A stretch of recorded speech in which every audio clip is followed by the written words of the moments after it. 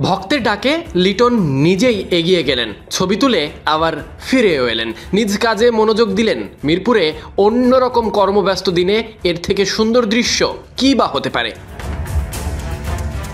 একদিকে ফেরার তাড়নায় লিটন কুমার দাস মিরপুরে ঘাম ঝরাচ্ছেন প্রতিদিন। দুপুরের রোদটা তখনও মোটামুটি তেজি, তবে লিটন তার থেকেও বেশি। শুরুটা জিম সেশনে, কাজ শেষ করে ট্রেনারকে সঙ্গে নিয়ে বের হচ্ছেন লিটন কুমার দাস। ঘাম, ক্লান্তি সবকিছু পাশ কাটিয়ে লিটন যে মনোযোগী সেটাই ফুটে উঠল। মূল মাঠে আসতেই এক ভক্তের ডাকে সাড়া দিল। ক্যামেরার সামনে হাসি মুখে ফ্রেমবন্দি হলেন লিটন কুমার দাস। এই দৃশ্য ড্রেসিং রুমের সামনে, যেন নিজে এসে ধরা দিলেন ভক্তের আবদার পূরণে, যেখানে ভক্তের আনন্দ আর প্রিয় ক্রিকেটারের সাবলীল আচরণ মিলেমিশে তৈরি করেছে এক অনন্য দৃশ্য। এর আগে অবশ্য খানিকটা দুঃসময় গেছে লিটনের জীবনে।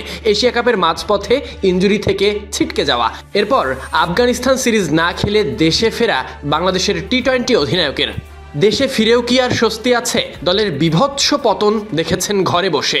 মাঠে থাকতে না পারার কষ্টটা যে কতটা, তা অবশ্য লিটনের বসে থাকা মুখ দেখেই বোঝা যাবে। তবে তিনি ভেতরে ভেতরে ফেরার তাড়নায়, তাই তো মিরপুরে নিয়মিত ঘাম ঝরাতে।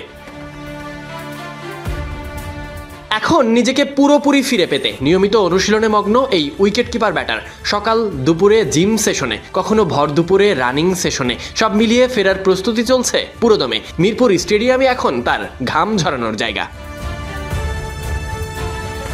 ফর্মে থাকা অবস্থায় ইনজুরি সবসময় কঠিন সময়ের বার্তা দেয়, কিন্তু লিটন জানেন ফেরার পথটা সহজ নয়। তবুও লড়ে যাচ্ছেন, পরিশ্রম করছেন, কারণ এভাবেই তো ফিরে আসতে হয়। তার ব্যাটিংই পারে আবারও মন ভোলাতে কোটি ভক্তের। লিটনকে দেখার অপেক্ষা নতুন রূপে। লিটন ফিরবেন সেই আশা লিটন ভক্তরাও করেন।